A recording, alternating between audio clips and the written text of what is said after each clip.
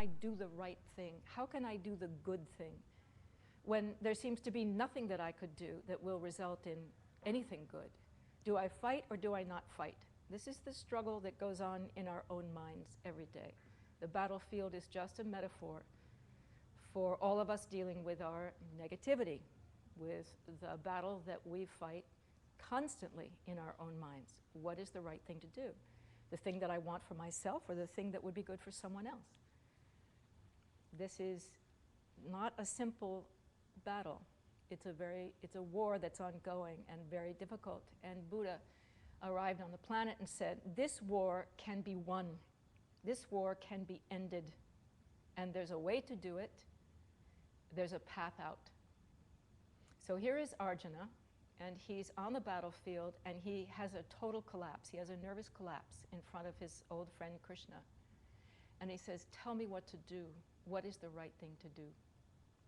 And Krishna answers him, and the answer is basically this 700-verse scripture that is part of the Mahabharata called the Bhagavad Gita. And Bhagavad means Lord, Gita means song. So it's the song of the Lord, or the song of God, you could call it. So the story of the Gita is a story about how do we make things happen. We talked about this last time. We talked about it from my point of view as an actor. In drama, what you're trying to do is make something happen. The playwright writes a play. Something happens for him or her when she writes. It's like a real chemical transaction. There's light given off, heat given off. There's a whole energetic exchange inside that artist. And then there are words on a page left over, and they're kind of like ash. Even like spiritual teachings, there's nothing on this page that is going to get me enlightened, right? There's nothing, words are empty of any meaning. We have a Frenchman in our midst. He has different words for things, right? What word is right? You couldn't possibly say. There's just a label that people all over the earth have chosen different labels for different things. And when we label things, they become real for us. Only we mistake that for actual reality. So we even think that the word rock has some nature of hardness, that it's indicative of the thing that it's pointing to. It's just a pointer, it's not the thing itself. All right, but this is one of the first places that we start to have problems. And tonight is Valentine's night. I haven't slated that I'm Lindsay Krause teaching this class, so I'll do that now, on Valentine's Eve, 2013. So the subject tonight is going to be love. What makes love work out? Because I think it's the biggest question in our lives. We all want to be loved. We all want to love. And it's difficult, you know, as Shakespeare said. It is not easy. The course of true love never did run smooth, he says. Aha, I'm here to debate him tonight, William, because we have some information about that supersedes that idea. So in our lives, we have these basic human goals. We would like to find love. We would like to love. We would like to feel secure. We would like to have financial security. We would like to be able to offer something to the world. And it's a very interesting thing. That really is like a basic human right too, that you find that very wealthy people in this culture, like Bill Gates or Warren Buffett, at a certain point, they start to give all of their money to charity. Why do they do that? They could keep it. I mean, they'll pay taxes, but they could keep it. It's because it's an instinct in us. It's something that we long to do. It would be so wonderful if we could help, if we could be a real source of help to others and have the means to do it. Don't choke, kiddo. Haven't lost one yet. You need to get water too. So, I'll go back to the idea of karma, your actions having consequences. long time ago, when people wanted rice, there was only wild rice, and it grew, let's say, in the forest.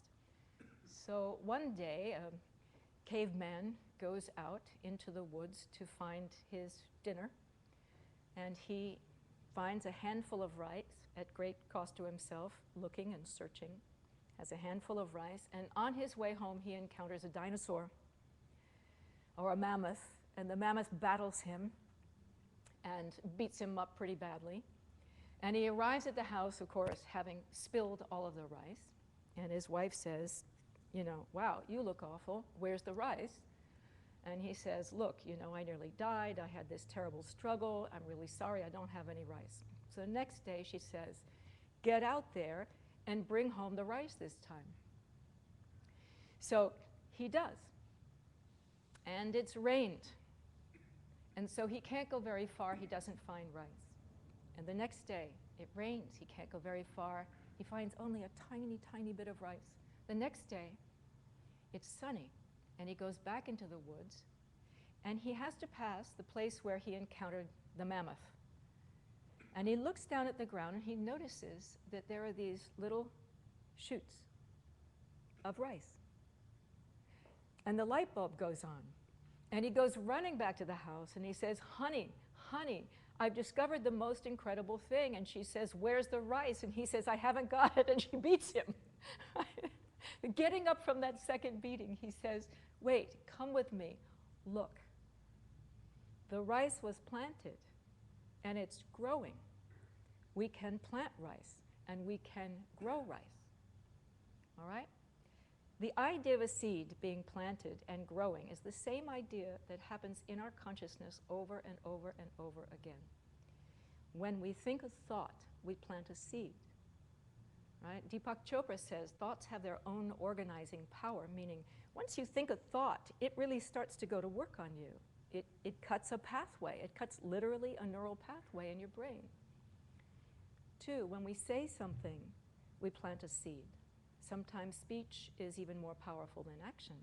We know this from dealing with, for instance, children who come from homes where there's psychological and verbal abuse. Nobody hit anybody, but that child is ravaged by the power of words. And then there's actions. Of course, our actions have consequences. They all have consequences, right? And they don't ever not have consequences. This is a law of karma.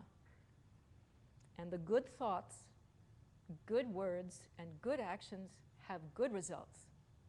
The bad thoughts, bad words, and bad actions have bad results. Very hard for us to understand this, but it's true. And I said last week that you can read Matthew 7, Christ is all over this. You can't get figs from thistles. A good tree produces a good fruit, a bad tree, a bad fruit. Be comforted. That is true justice. You never have to worry about someone you feel who mistreated you not getting their just desserts. They will get them. It may not be in the time period that you would like, but like produces like. Unless they purify the karma of doing that, they will receive some kind of response from the universe, okay? And karma grows, another law of karma. So you take an action, have a thought, or say something, that is not just going to be a small thing, ever. It's going to begin to expand. So whether those are sweet words or whether those are harsh words, it's very, very important, even in a very small instance, to be very conscious of the kinds of seeds that you're planting. Because you plant something, and an acorn can create an oak tree that's several tons. A tiny, tiny egg and a tiny, tiny sperm can create a body made of hundreds of thousands of cells. You can create an entire world for you out of just a few things that you think and say and do. And if you keep repeating them and reinforcing them, you can imagine. You can create a hell realm, you can create a paradise. Or you can create a mix, which is, I think, kind of where we sit. So your actions do have consequences. I said last week that Chogyam Trungpa, a great Buddhist teacher, used to say, you can trust that the world is a reservoir of trust. in that your actions do have consequences. You can trust the world that you see. The world you see is a perfect reflection of you. We said last time that if you're born into a certain context of family, language, culture, school, religion, prejudice, likes and dislikes, you are liable to only see that in the world. What else do you know? That's all you know.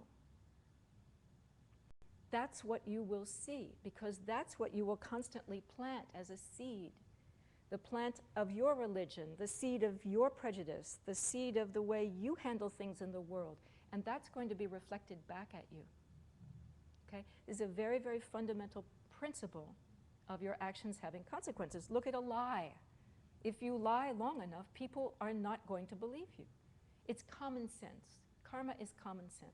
It's not a punishment and reward system. That's really important to understand. It's not like you're going to be punished if you do something wrong. You're going to get it back, that's all.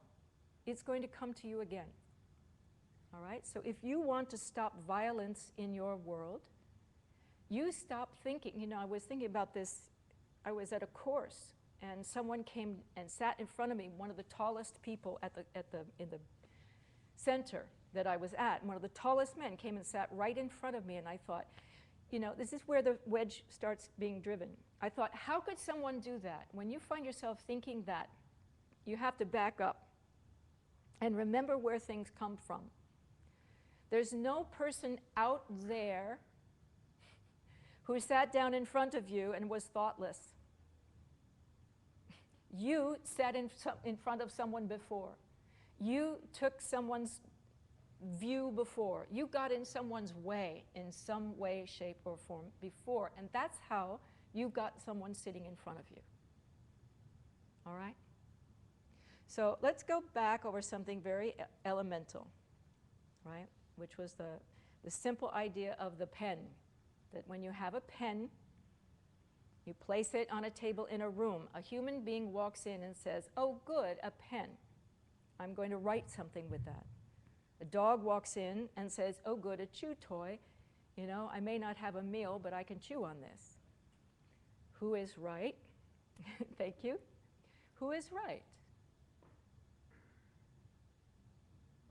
Both are right, exactly. From their own point of view, both are perfectly right. But if you put that pen down and both those creatures leave the room, what is that object then? For us, it's still a pen, right? We would still say it's a pen. We got to be honest, right? We would say the dog was wrong in the first place, so we would say it's a pen. But where does that pen exist for you, really, really? The pen exists in your mind at that point. The pen exists in your memory for you. The pen has no quality of penness. If it had an inherent quality of being a pen, the dog would be forced to see it as a pen and write with it. Does that make sense? The dog, everybody would be forced to see it as a pen because it would have an innate quality of penness. Sometimes it's hard for us to get our minds around that thought, simply because we've never really had to think about it. We've never thought about that. Do things have qualities of their own without you coming from the context that you were born into, perceiving them in a particular way? I talked last time about how we have a filter that we're constantly placing. That background, that religion, that school we went to, that private school as opposed to public school, a white person as opposed to a black person, whatever. That before someone, you know, can get 2 steps into the room, boom, they look like Uncle Henry and we never liked him. And so there's going to be trouble, right? We have ascribed qualities to that person or that event that it doesn't have.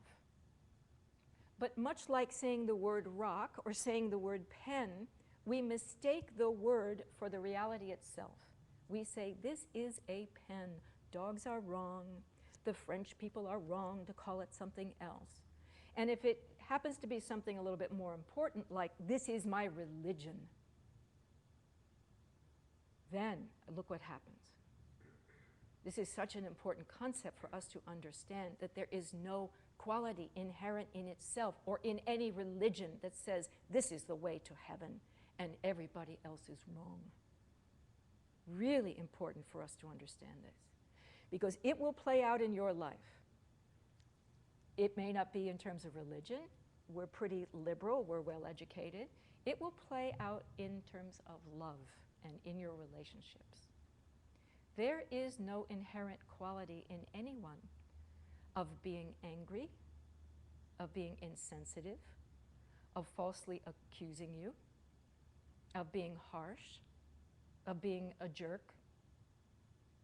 That is not inherent to any human being. And when you are experiencing those things, it is coming from you, from something you have done before. Very hard in the moment. You have to hang on to your little bootstraps. They say it's like staying in a seat when you're on a horse and the horse shies, steps quickly to the side or rears. You've got to hold your seat because it feels like everything's going to fall apart. Because those are the moments when you feel like you have the most solid sense of self. I am me and you are out there coming at me and I don't like it and I'm going to strike back out of survival. The minute that you do that, you have not understood the way things are really working. And if you do strike back, you're going to get another one of those people and another one and another one and another one. You're going to literally create what they call the wheel of unhappiness, the wheel of sorrow, the wheel of samsara, over and over and over again. Right? If we want to see something different, we have to do something different. Period. We can't just wish it. And I think a lot of us feel a lot of the time we're good people, right? We think, why aren't we getting more consistent results? We're trying to do the things that we learned in temple or we learned in Sunday school or we learned from our parents or from our teachers. But we don't know why we need to be behaving this way. We know that we should, but somehow it's not holding even for us. Anyone in this room has been angry, has shouted at someone, has been harsh, has tried to get something for themselves first, even if there's none of it left for anybody else. We've all done this. Why? We're the top of the line, frankly. We've got privilege, we've got enough money to be comfortable, we're not starving to death. There are no apparent on-the-ground reasons why we should be scrapping and fighting and kicking with each other. And yet it happens. So something else has to take place. So what I'm going to talk about tonight,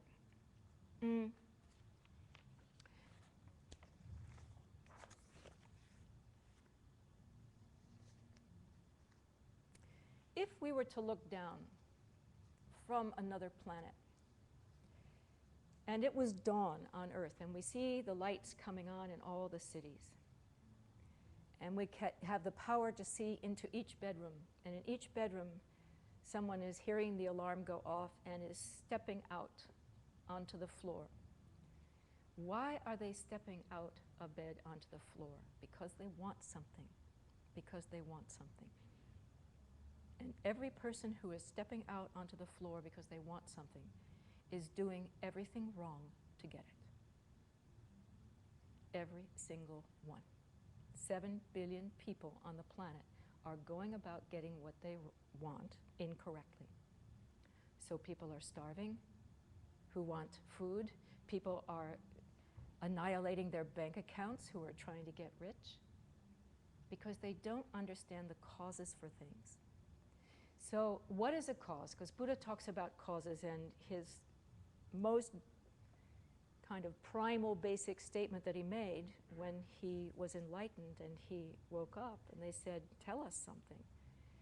And he said, life is suffering and there is a cause. There's a reason why life feels like suffering. So a cause has to be something that creates something, that causes something to come into being every time for everybody. So, the entire advertising business is based on the fact that you believe that the next moisturizer will be the cause of you finally getting rid of your dry skin, or that you believe that the next car will make you sexier, or you believe that this outfit or that pair of shoes or this iPad or whatever is going to make you happy, right? And it never does. It never does. But you say, well, sometimes it does. That's not entirely true. Sometimes it does. Well, if something causes something sometimes, it doesn't cause it. It's not the cause, the primary main cause. Because sometimes it doesn't cause it. So you can see this with medicine. Does aspirin work? Well, some people take aspirin and their headache is gone. Some people take aspirin and their headache is not gone. Some people don't take aspirin and their headache is gone. Some people don't take aspirin and they still have a headache. All the above are true. Can't be in the aspirin. It says active ingredient on the aspirin bottle. What is the active ingredient? Because it makes you think that there's a cause inside the aspirin bottle of curing your headache. There is no such thing. It's so obvious, it's so right in front of our nose that we don't see it. Why don't we get half of our money back? You know, if the aspirin only works some of the time, don't we all have everything on our shelf? We've got Aleve and we've got Advil and we've got, you know, and someone says, do you know what works for headache? And you go, well, what works for me? You know, as if I do this, this, and this. And we're constantly trading, you know, like inside secrets, but for that person, perhaps, you know, the Excedrin doesn't do a thing for them. Why? Why? You know, and then we keep buying and buying and pursuing because they say it's the latest, it's the greatest, you know, more and plus more. We think, well, this time it's going to work. And we keep consuming that way. But we have not examined, is this really the cause for my curing my headache? What's the cause of my headache in the first place? All right, these are the questions we don't ask. What creates wealth? We have the concept in this country, hard work creates wealth. Well, there are a lot of people around this planet working a lot harder than we are, living on $1 a day. Hard work could not possibly create wealth. Does speculating in the market create wealth? Well, it looks like it does for some people. For some people, can't be a cause because there are a lot of people who speculate and they lose their shirts. Cannot be a main cause for wealth. There's some people very conservative with their money. Some of them get very wealthy. Some of them don't. Can't be the cause. What's the cause of becoming wealthy? See, the quality I feel that I had for years going to sleep was this kind of constant churning, grinding quality in my mind of, can I just find one thing that's the cause of something? Can I get a hold of something in my life, right, that works? I'm so tired, I'm so exhausted from things not working out. Can I just find the right adjustment so that, you know, my husband is happy, my children are happy, I'm happy, everybody's doing well. Nobody wants something on the other side of the fence. You know, people aren't complaining around me. You know, things aren't falling apart. All right?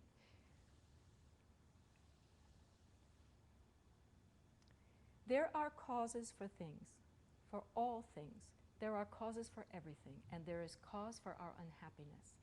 But one of the main causes for our unhappiness is that we think that there is penness in the pen. We think that when someone is standing across from us and they are violently angry with us, that they are self-existently a jerk on their own by themselves. That that's who they are. They have always been that way, they always will be that way. And we'll start collecting people at work to kind of be on our side, and don't you hate so-and-so, and let's try to get him fired, and blah, blah, blah, blah. Okay? We do not understand where things come from. The penness in this pen. The pen has a nature. It does have a nature, and a very big nature at that. And the nature is that it has no nature of its own. It's shapes and colors and data, if you want to put it that way. It's a blank screen we can project on chew toy, ice pick, something to hold up your hair, or writing instrument, whatever. Okay? When it comes to human beings, this is much harder to understand. So I want to talk tonight about the fact that there are many of us who have practiced Buddhism, and we've tried to create good karma. We've tried to put into place actions that will create good results. And for the most part, they do. Karma always has a gap, right? There's always a time period that you have to wait for the result to flower, just like a seed. Just like a seed. Okay? But there are ways of farming that make things grow faster and better. And one of them I'd like to talk about tonight. Okay? Karma works. If you understand that this pen has no nature of its own, then everything is possible. Then everything is changeable. And that's a huge statement to make. Very hard for me to sit here as a teacher and expect you to believe that, but it is true. Right? There is no disease. There is no situation. There is no financial disaster. There is no ruining your life that has ever been hard and fast, set in concrete, that cannot be changed, that cannot be transformed. And every religion would say this. Okay?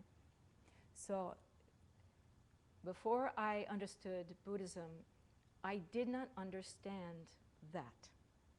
I did not understand that. If you look in the Christian teachings, and I refer to Christian teachings because I happen to know them, I'm absolutely certain that this is in, the Quran, it's in the Torah, it's, the basic principles of do unto others, etc., are universal.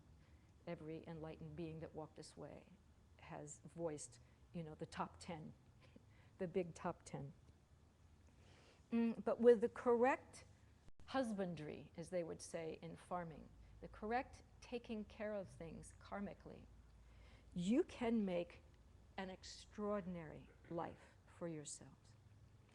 So let's start with love.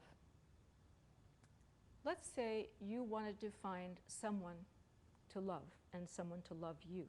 Let's say it's a woman trying to find a man, all right? A girl trying to find a boy. She's thinking, do I look on the internet? Or do I go to yoga class? Do I go to Sephora and put on a lot of makeup even though I never wear makeup? Do I get those high heels that are 5 inches high because everybody's wearing them now? Do I wear an old comfortable shirt and let them really know who I am on the first date? What do I do? See, here's Arjuna. What do I do? What's the right thing to do?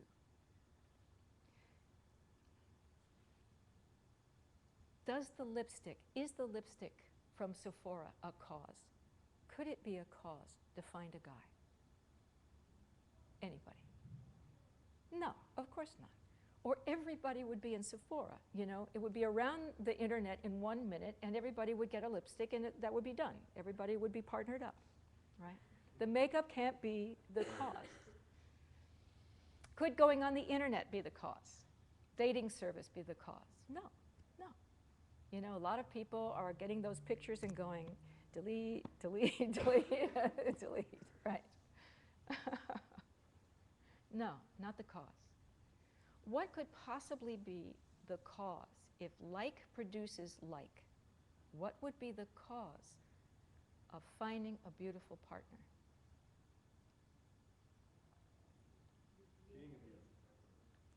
Being a beautiful partner. Helping someone else find a beautiful partner. Helping someone who's lonely is the direct main cause of finding a beautiful partner. So, here we go. There's a difference between making a karma, which is just doing an action which is going to have consequences. If it's good, they will be good consequences. If it's a bad act, it will be bad consequences. That works, and that will work. And what they call a karmic path of action, what they call a karma marga. Marga means path, where you do things before you make the karma, when you make the karma, and after you make the karma. Very specific things. Okay, so let's say the girl wants the guy. She realizes that what she has to do as the main cause is to find someone who is lonely and give them companionship. So let's say she picks a nursing home near where she lives. And she chooses Mrs. So-and-so, Mr. So-and-so, doesn't matter, someone who's lonely in that nursing home. And believe me, everyone in a nursing home is lonely. And she takes the time and the effort to sit and really dream of what she could do for that human being stuck in a nursing home to make them happy. She goes once a week, once every 2 weeks, doesn't matter, just be regular, right? And talks to that person. Do they like to be read books? What kind of books? Do they like romance? Do they like funny books? Do they like historical fiction? Do they like to hear the news of the week? Do they like cocoa? Do they like a special kind of tea? Do they like Danish pastry? And they never get it in the nursing home. Do they like lifesavers? Would they like to be taken out in their wheelchair and perhaps go on a trip if that's allowed? Go to a museum, go to the park, right? Be taken to the merry-go-round, who knows, right? But to spend the time, okay? So first, you ask yourself the question, what is it that I mainly want? And you write it down very clearly in one sentence. Very clearly, one thing that you want. I want a partner who will love me and who I can love. I want a young man, let's say, who I can love and who will love me. Okay. Then you identify someone who is lonely, who you can give what you want to. All right? Now, what will really make the difference here, huge difference, is that you spend a lot of time thinking about that person, planning what you're going to do, finding out what they like, using your imagination like crazy to find out all kinds of ways that you can fulfill that. That plants seeds constantly. You know, when you're in love, what are you doing? You're constantly thinking about that person. It is your pleasure to think about that person. It's orgasmic to think about that person, right? You're just in a kind of dream all day. What would they like for dinner? Oh, I know exactly what to get them. And the anticipation of their pleasure is, you know, it gives me goosebumps all over just thinking about it. You know, you drive 30 miles down the road to get the apple sausage that they love, right? Or you think, aha, they've got a long weekend coming up. I'm going to kidnap them, and we're going to go, you know, we're going to drive up to Solvang and spend the weekend eating waffles with whipped cream. You know, they need a break, whatever. But it is almost as good as the love itself to be thinking creatively about how to please someone and make them happy. And you're doing that literally. You're staying up at night thinking, oh, I just thought of another one. Oh, this is going to be so great, right? It's like planning a surprise party all day long.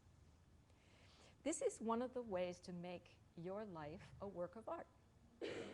That you actually spend your time, instead of worrying about everything bad that's going to happen or being upset about everything bad that just did happen, you're actually being, you know, someone who gets up to terrific mischief on behalf of love. And you spend your night before going to sleep in a very, very different way than the way you usually do. Okay, so you're making your plans, and you actually go, and you are steady as a rock. If you say you're going to show up twice a month, you show up twice a month. You are not late. You are always there, so you can be relied upon. Because the way you behave through that action is going to inform the quality of what you get. So let's say you get a little tired of going to the nursing home, and you start thinking, well, Lindsay told me I need to do this, and I think it's probably the way, but I am so sick of getting on this bus, and sometimes this person is not in great shape, and they're a little bit cranky with me and it doesn't go so well and I just sit there and they don't say anything and, you know, but I'm going to go, right? And you take that attitude. Well, you will get a boyfriend. This is the kind of karma that's unstoppable. Buddha couldn't stop the karma that you're making doing this, kindness for someone.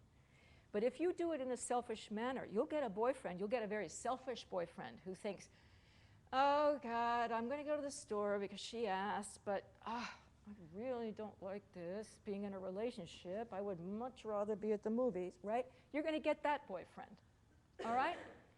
This is how you can start to really create a life that is a work of art. What is the quality of your thinking? What is the quality of your offering? What is the quality of your service? What is the quality of the way you make dinner? What does your place look like when you're giving a party as opposed to every day? What do you look like every day? How do you dress in the morning? You aren't going to see yourself. Everybody else is. Is that an offering? How much fun if it were? Then how would you dress? Right? Then there's a twinkle in you when you walk down the street and someone says, whoa, what a tie. Right? Then life has a little quality of fun in it. Right? Rather than, you know, you're in your old sweatshirt again. Right? We have trouble with this in this culture. We're all so bloody comfortable. We're so comfortable. It used to be when I went to the theater as a child, people dressed up. And they were honoring all of the work that everybody did to put on that show. Nowadays, you know, you say, what shall I wear to the theater? Well, it really doesn't matter, does it? You could, you know, come from a construction work site and they wouldn't not let you in. Right? But you hold the line. Right, for beauty in the world, you carry that into the world, right? And then you trigger things in other people, right? So, okay, we're with the person in the nursing home. We've spent a lot of time planning. We continue to try to get to know them better. We continue to try to serve them better, all right? We try to make a real difference in their lives, all right? Then, when we get home, at night, and we make dinner, take a shower or something if you do, get dressed for bed, get into bed. You lie back against the pillows and you say to yourself, wow, I did some really good things today. Let me just go over some of the things that I did. Not in a stupid way, not in an arrogant way, but just because it's true and you rejoice in it. We don't know how to do this at all. Right? We're a culture that has enough leisure time and money, etc., to constantly berate ourselves. If we were hungry, we wouldn't have time for that particular psychological trait. Right? If we were in the midst of a civil war, we wouldn't have time to be down on ourselves. Right? We'd be busy concentrating on something else. We don't have enough to do, frankly. But we don't know how anymore to think positively about ourselves and about other people. So really enumerate the good that you brought into the world that day. If you can't think of something that day, go back to yesterday. Go back to 10 years ago. I don't care, but think of something good. And then just sit and go through the day and think of the good that you saw other people do. This is a radical change. Radical change in how we usually are before we go to bed. And right before bed is a very vulnerable time. Nighttime is a vulnerable time for all of us. We are prone to negativity. We're prone to bringing up tremendous fear, insecurity, etc. before we sleep. But sleep is time out of our lives too. And the seeds in our unconscious mind before we go to sleep can flower in our sleep, you know, can have an impact on our sleep. We would like sleep that's sweet, right? We would like rest that's good and wholesome and nourishes us, not disturbed and troubled rest like the rest of our day. All right? So when you're doing the action, okay, 1, you write down what you want. 2, you figure out a plan, you pick a person, and you begin to describe to yourself exactly how you're going to execute that plan. Now you do it with a particular attitude. okay, with a particular point of view, or maybe even better, as a mission, not a chore, with a certain kind of vision. Okay, and a mission is always positive. A mission is what a hero does, and a heroine does. You say to yourself, okay, if I get this guy, let's say I'm a wallflower, you know, I have a bunch of girlfriends who are always trying to fix me up with people, and it always fails, and I never find the right person on the internet. I'm kind of a sad sack kid, right? But my girlfriend's hanging with me, and we all go to dinner sometimes, and they kind of try to boost my confidence. And let's say I hear a teaching like this, and I'm going to try it. And I go to the nursing home, and I eventually find the guy. And he's everything I wanted. He's good looking, he's smart, he's sweet, he's loving, he's strong, he's interested in people, he's social, he's friendly, he's dear, he's affectionate, blah, blah, blah, okay? And I agree with my girlfriends, I'm going to go to dinner with them. And in the middle of dinner, he shows up. And we bring up an extra chair. And my girlfriends are looking at this guy and they're going, whoa, is this like her brother? Is this her cousin? Does she have, you know, some old friend here that's, you know, come to visit her? Who is this guy?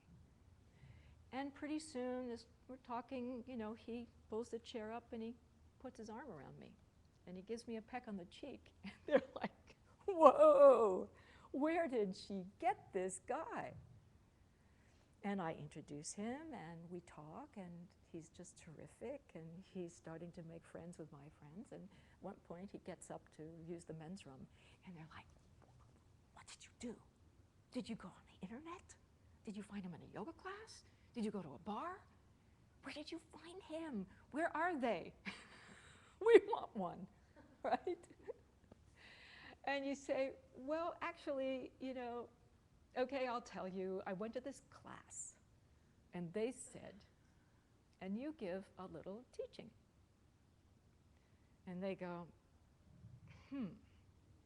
And you say, well, proof is in the pudding, isn't it? And they decide to go to the nursing home. And pretty soon, they find a guy. And then the next people go to the nursing home, and the next, and the next. And one day, you're going to the nursing home to see your person, and you go to the desk, and you say, I'm going up to room such and such to see Mrs. So-and-so, and they say, oh, I'm sorry, Mrs. So-and-so is in with somebody.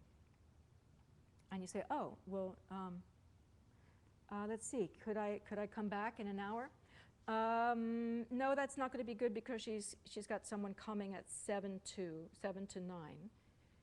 And you think, what's happening?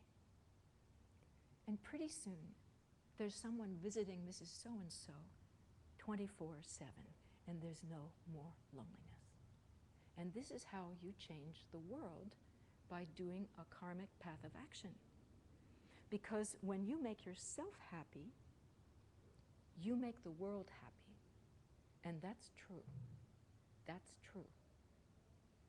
You know, I once had to play someone who was happy. And it was very interesting. It was a character that complained all the time, actually. And she caused a lot of trouble because she was constantly complaining. And I said to the director before I was starting in rehearsal, I said, you know, I'm having trouble with this. You know, the audience is just not going to want to see me ever again after the first scene. He said, oh, no, you don't understand. She's the happiest person in the world. She always has the answer. She always has the answer. Doesn't matter that the words are complaining. Play it as the happiest person in the world who always has the answer. Very, very interesting. And I went back to my dressing room, and the first day I began to feel a little resentful, a little pissed off, because I began to realize that I knew exactly how to be happy. I knew what a happy person did. I knew what a happy person looked like. I knew how a happy person would answer someone when they said, how are you? I knew how to be happy. And I realized that part of us feels like, wow, you're kind of stealing my shtick here. If you're telling me that I know how to be happy and saying, well, why don't you behave that way? Why don't you choose that? and that I actually could choose that it's in my power to choose that, and the rest of it is kind of running a racket on the world, then I'm busted, aren't I? I'm kind of busted. And I really began to locate, and I would write it down every day, where I felt kind of resentful that I couldn't run the racket. That I couldn't run the racket of complaint, of real complaint in my own life, of being unhappy about things that really weren't a problem. They really weren't a problem. You know, if you watch your mind, you drive down the street and you think, oh God, what a horrible color for a house. I want to write those people. You know, or why is there so much construction in this area? I would like to live in a place where there just isn't constant building. The whole world is like going to overwhelm. You know, there won't be a tree left, right? All day long. Oh, that person shouldn't wear a tight shirt. You know, we're just judging and throwing out, you know, throwing it out in front of us. These thoughts, right? Watch yourself. And instead, look for what you like. Look for what you like. Now, there's a moment when you'll say, there's absolutely nothing that I like in this moment in time. Absolutely nothing. You're sitting in the unemployment office or somewhere, right? And you think, everything about this place is a drag. Okay? What do you think you would do to not have those kinds of experiences anymore?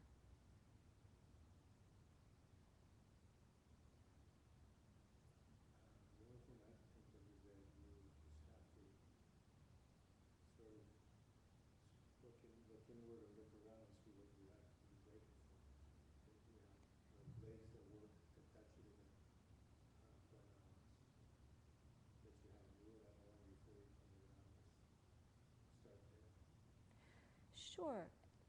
You can just start doing a practice of gratitude right there, all right? But sometimes even that won't work because you feel like, what am I kidding myself?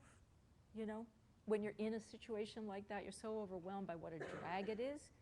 You think, what am I kidding myself? But you can sit and plan in the time that you're there how not to be a drag to other people. How to help other people who see their lives as a drag. Help them find the vitality, the juice in their life, the fun in their life, the twinkle in the life, the sparkle in the life, the fact that they're surrounded by goodness and beauty and extraordinary people and constant teachings. Okay? You say, well, I'm sitting here in the unemployment office and they're making me wait, I don't know, or the DMV, right? The classic places, the doctor's office, traffic, okay? The enlightened beings that love me so much want to teach me patience. Now, we started out by saying that Arjuna was in crisis in the chariot. And there's a very, very special karma that comes when you're in crisis and you're actually questioning. You actually go, help me understand what to do. The karma of constantly asking, the karma of coming into a class like this, the karma of constantly seeking, what do I do? How do I make life work out for myself and for other people? They said they say in Hindu philosophy, they say you can get 5 eyes, and the 5th one is the eye to see God. And they say by struggling to find what the right thing to do is, you gain that 5th eye. And what happens to Arjuna is he starts to doubt that his childhood friend and charioteer is his childhood friend and charioteer. And he starts to wonder who he really is. Because Krishna is giving him very crazy answers. He's saying, well, go ahead and fight. And Arjuna says, I can't. Everybody's going to die. I can't be the one that initiates this. Everyone is going to die. I love people on both sides. Some of them are my beloved teachers. I can't stand this. I can't fight. Arjuna says, well, don't fight. Well, then don't fight. He says, well, how can I not fight? I'm a prince. I'll let everybody down. Right? And then he begins to understand what Arjuna is saying out of the karma of struggling to know, struggling to understand. When Krishna is saying to fight, he's saying, fight the battle that's going on in your own mind. Fight the negativity. Fight the anger. Even fight the disappointment. Right? Fight the bitterness. Fight the fact that you think that the person yelling at you is a jerk. Like this is a pen and that's all it can be. Fight the idea that things are not coming from you. Everything. Fight the idea that there's a world out there like a movie set. That it's always there like that and that you are in battle with it. Because if you're in battle with that world, you can never win. It is huge. And according to you most days, it's really ugly. You cannot win in that battle. There is no world like the movie set world. In fact, they say, the world is coming this way. You throw the room in front of you, and then you step into it. You throw the world in front of you, and then you step into it. You throw the guy in front of you. You don't find a guy, you create a guy. You don't go and find a teacher, you create a teacher. You wrote this teaching. All right? This is a big thought, this is a huge thought. But take comfort from it. Even if you think you've ruined your life, you didn't know any better. You know, I talked last time about being innocent in a certain way. You didn't know any better. You did the best you could. But now that you understand something like this, you can set about to create a life that is absolutely extraordinary. Because you identify what you want, and then you go about providing it in the most elegant, extraordinary way for someone else. And even when you get the thing you want, when you find the guy, and this is just an example, or find a girl, you have to continue. Because what happens to the seed when the oak tree appears? It's gone. It's gone. So the seeds of destruction are inherent in the birth of that thing. Once you found the guy, the seeds of the destruction of the relationship are going to start playing out. You're going to have your first fight. He's going to be boring. He's not going to seem sexually attractive to you anymore. Right? I thought he was so cute and boyish. God, he's such a baby. Right? See, it'll just start to turn. I thought she was so stunning. Well, actually, I don't know. She's sort of ordinary. Right? So you both have to go. Now you both have to go to the nursing home. Now you both have to help people who are lonely. Now you have to help maybe couples with their relationships. See? And then you perpetuate the love. You have to keep putting in play the causes for the things in your life. Because it's a river, your life. It's not static. You're not going to arrive there and just sit back and go, well, now we're here. But the life of doing that is the best life. It's a good life. It's a happy life. You never don't know what to do. Right? And people are grateful to you. They are better off because you're in the world.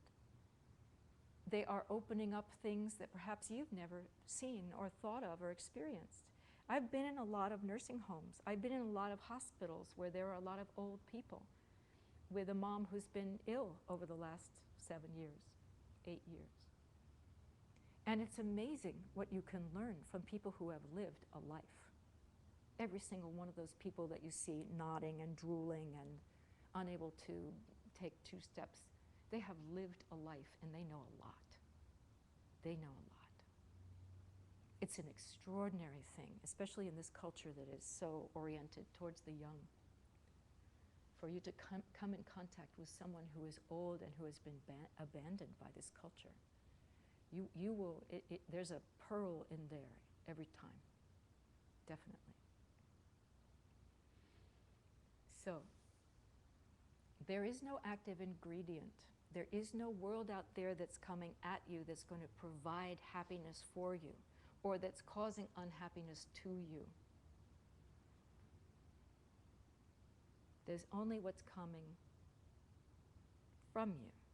So what's happening today, right now, is a perfect portrait of who you have been. So take a look at what's happening. If you don't like it, you can change it. And you don't have to beat yourself up about it. Regret it. Say, wow, I am really sorry I did whatever I did to bring this into my life. But then start to work on yourself. Work on yourself and say, okay, the kind of future I would like to have. If you want financial security, give. The minute people start to feel tight, feel like, the wolf is at the door, they start cutting out all the organizations, all the charities they give to, and etc. And they start hoarding, right? The opposite effect is going to happen if you do that. In order to get something, you have to let it go.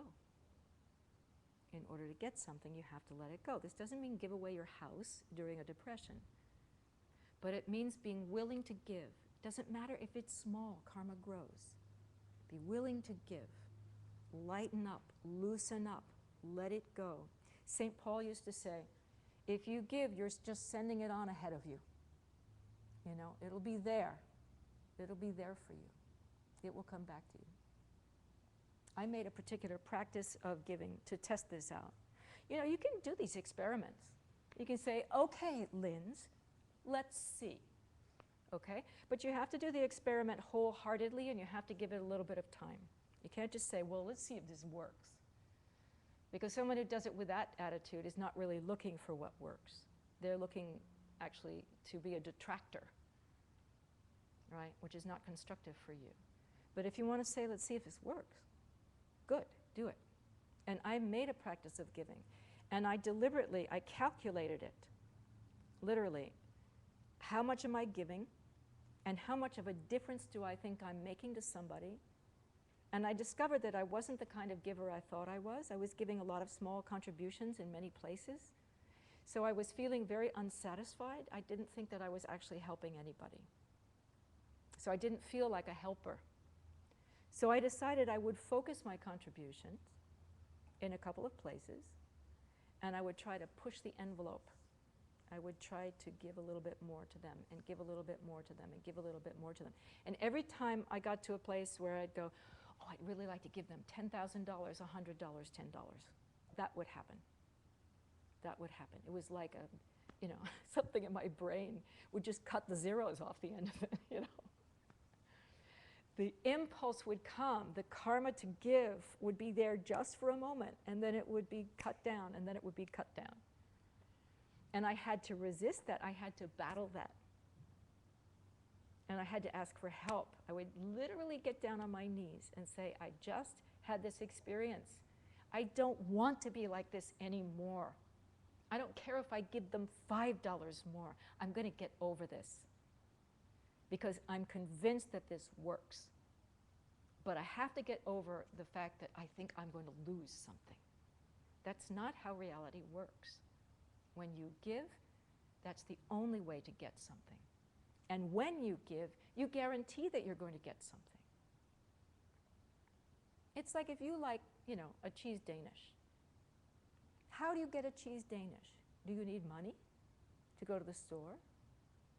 Well, do you ever get a cheese Danish without money? Sure, maybe you go to brunch at someone's house and there's a free cheese Danish, with your name on it. Sure. So it isn't money that's the cause of a cheese Danish. Is it the store that's the cause of a cheese Danish? Well, there are times when there's Hurricane Sandy and there's no cheese Danish at the store. It isn't the store that's the cause of cheese Danish. We'll take a break so we can turn on the heat. It's freezing in here. The cause of a cheese Danish is you having given someone something to eat that they like. That's the cause for you to get what you like to eat. So, okay, I'm going to leave you with this thought at this break. If the cause of my getting something to eat is giving someone else something to eat, is there any difference between their mouth and my mouth? No. There's no difference. All right? This is the idea of do unto others in its most elegant form. In order for you to be happy, you have to help someone else be happy. And then your understanding of that automatically makes you identical to everyone that you meet. Everyone on the planet is stepping out of their bed to try and be happy. Just like you. If you provide in the smallest way, the smallest happiness for another person, their eyes are your eyes, their mouth is your mouth, their nose is your nose, their ears are your ears, and their heart is your heart. Truly, this is real. This is reality, and this is how reality really works. And this is how to make love work. Okay, let's have a break. Let's eat. We'll have questions. If anybody is online and has questions, you can ask me.